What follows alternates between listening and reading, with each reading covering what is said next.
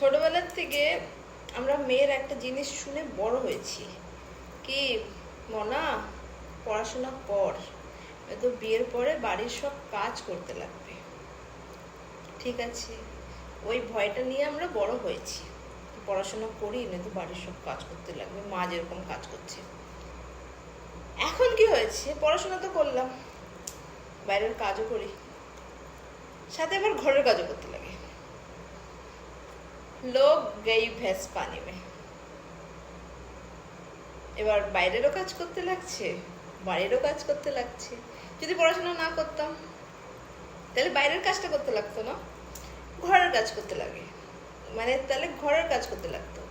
এখন ভাবে বাইরের কাজ করব না, তখন ভাবে তাহলে আমার শুরু পুরো পড়াশোনাটাই মাটি হয়ে যাবে। তাই জন্য বাইরের কাজটাও ছাড়তে পারছি না, যে অফিস যাচ্ছি কাজ করছি ওগুলোও ছাড়তে পারছি না, আর ঘরের কাজ তো করতেই